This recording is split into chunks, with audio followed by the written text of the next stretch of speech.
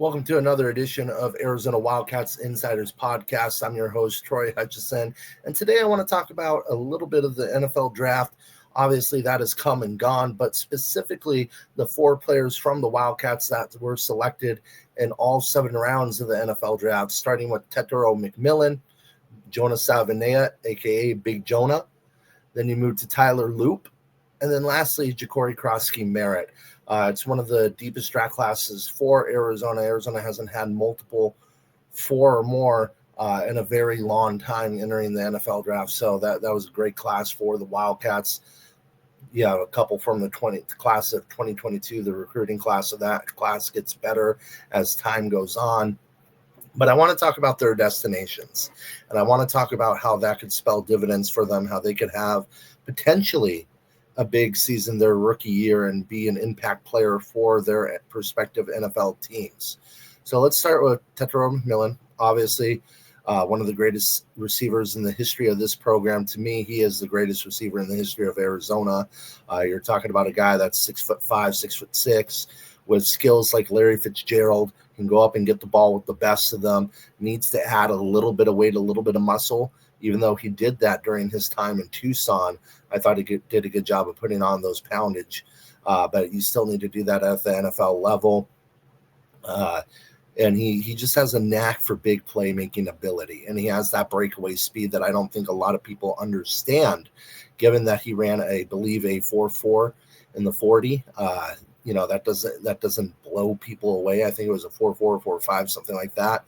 But when you actually look at him on the field, for a guy his size, he has breakaway speed and he can get by you in an instant. And I think he's one of the best receivers in the country. I thought he was the best receiver in the country and the best receiver in this draft class. So you look at his situation with the Carolina Panthers. Bryce Young didn't look very good his first year, struggled mightily, but there was no weapons around him.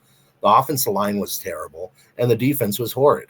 So they went out and they got some weapons around him. They kind of revamped that offense line. And last season, it still wasn't great, but Bryce Young looked good at the end of the year. He was starting to look like an NFL-level quarterback, potentially an NFL starting quarterback, and making throws down the field and getting Carolina in position to win games. They weren't able to walk away with them, but still finishing near the bottom at the 8th overall pick. It could have been a lot worse for the Panthers. But I think you had a guy like Tetero McMillan there. I think that's going to be massive for Bryce Young. I think it's going to be massive for Tetero because he's going to be the number one option, the number one target. It's a very young team. I think that's one of the downsides is there's not a lot of veteran leadership in terms of guys been there, done that. That's going to hurt a little bit. But McMillan's going to be a monster. And you look at the AFC South, outside of Houston, it's not that good. Jacksonville is not very good. Carolina is what they are, and the Colts are up and down, and the Titans are one of the worst teams in the NFL. So I think it's going to be big for Tetero to be able to play against some lesser opponents 8 times a year, and you're going to see big-time yardage. I mean, I wouldn't be surprised if he ended up being a Pro Bowl selection or winning Offensive Rookie of the Year. I think that's what type of year he's going to have. You're going to see that 1,300-yard mark with around 8 to 12 touchdowns, depending on the Carolina offense. Going over to Jonah Salvinea, I'm going to be honest, I don't know a ton about the Miami Dolphins line, although, their sack numbers were not great, but how much of that is Tua running around in the pocket and kind of holding on to the ball too long.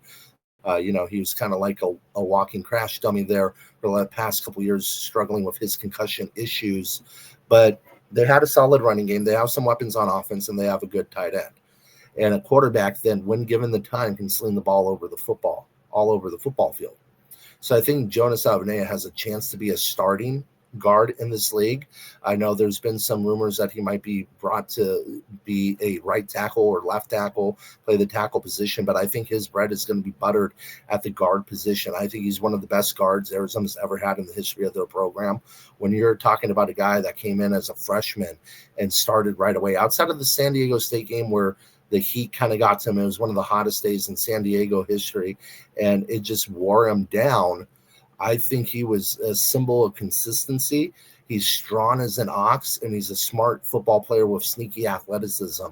I think he has a chance to have a big year his first year and be one of the staples on the Miami Dolphins offensive line. I don't know if he'll make a Pro Bowl given that, that's kind of a fan vote and that whole entire process.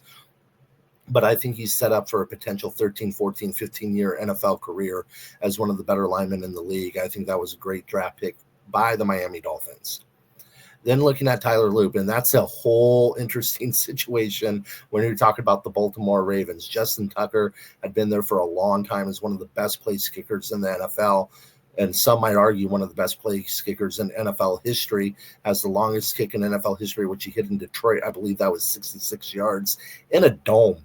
The guy just had a boot for a leg and one of the most accurate kickers. But over the past couple of years, age has kind of caught up with Justin Tucker, and he's kind of struggled out there, missing some game winning kicks that you're not used to seeing. And obviously, he's no longer on the Baltimore Ravens after the off-field issues, similar issues to Deshaun Watson with the massage therapists and stuff like that. And it's one of those things that, you look at the Ravens when they drafted Tyler Loop, you're wondering how they were going to coexist with two place kickers on the roster. Now they're not, and it's going to be Tyler Loop's job. And I think if you look at Arizona history, Tyler Loop is one of the most accurate kickers in the history of this program. Well, he's number one. He finished 84%, and he was on pace to be one of the most accurate kickers in the NCAA history. But he's got a leg on him, too. I think that's the thing that's going to surprise a lot of people. He holds the all-time record for the longest kick in U of A history at a 61-yard field goal against Texas Tech this past season, which he wasn't able to do his freshman and sophomore year. He did not have that big of a leg, but he slowly developed, worked out in the weight room, did the whole analytical thing. He talked about, trying to make his kick like a golf swing, just an easy, smooth swing each and every time. I think he's one of the better kickers in college football, if not the best kicker in college football. And he's going to be out there. And the Ravens, they play in a lot of close games with their style of play, a run-first offense. I know Lamar is dynamic, but it's still a run-first offense, and they're predicated off their defense. So they're going to be in a lot of close games, and I think he's going to have a chance to make a massive impact. And if he's able to get those kicks, they're going to be talking about him potentially being a Pro Bowler. I don't think it'll happen. Again, it's a rookie kicker, but if you put yourself in a position to win and you come up with those kicks, I think Baltimore Raven fans are going to love them. I know Arizona fans love him. I think it's one of the sneaky draft picks of this NFL class. Nobody's going to look at a kicker and be like, man, that was a good pick. But I think the Ravens walked away with the best kicker in the college football, and I think it's going to be one of those sneaky picks that helps them get over the hump and win that division. In terms of getting over the hump, I'm just saying winning the division and potentially getting into an AFC championship game. If it comes down to a kick, I pretty much trust Tyler Loop, and I think the Ravens will too. And then lastly, Ja'Cory Krosky-Merritt. Obviously, he had a weird career at Arizona, played in one game, tore up New Mexico, his former team. After that, he was waiting to hear from the NCAA if he was eligible for the rest of the season due to questions about if he had any eligibility left. Time was ticking week in and week out. Brennan was saying, we're trying to hear from them. We're waiting to hear from them. We're waiting to hear from them. And by the time week 8 rolled around, you're like, yeah, it's probably not going to happen. And eventually it didn't.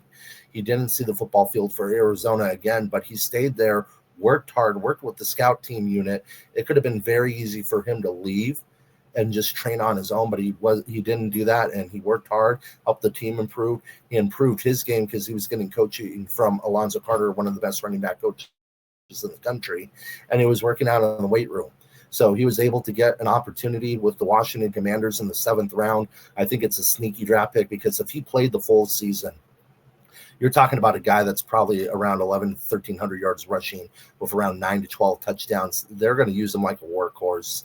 I think he would have been one of the better running backs in the Big 12, and he might have shot up to a 4th-round draft pick. I think that's where he probably would have been if he actually played a year. But to not even play a season and get selected in the 7th round speaks dividends and just the mad respect that NFL teams had for Ja'Cory Krosky-Merritt. And you look at the Washington Commanders, I know they have Robinson, who is the guy there in Washington, but they've been splitting carries. And you also have an older back there in Austin Eckler. Who knows if he's going to stay healthy? Who knows what's going to happen with him? There's opportunity for Ja'Cory Krosky-Merritt to see the field this season as a rotational back and be a part of this offense led by Jaden Daniels as one of the most dynamic young quarterbacks in this game. It's a team that is picked to win their division in the NFC East, a team that some are picking to get to the Super Bowl. I don't know if they're going to make it to that point, but if he's able to become a real good rotational piece and be that second or third string running back that's getting you, 4 or 5, 6 yards of carries, unlimited touches, it could spell success for his whole entire NFL career. So those are the guys to watch in this year's NFL draft for them, Arizona. That's what I think they're going to do this season, and they have a chance to make a huge impact year one in the NFL.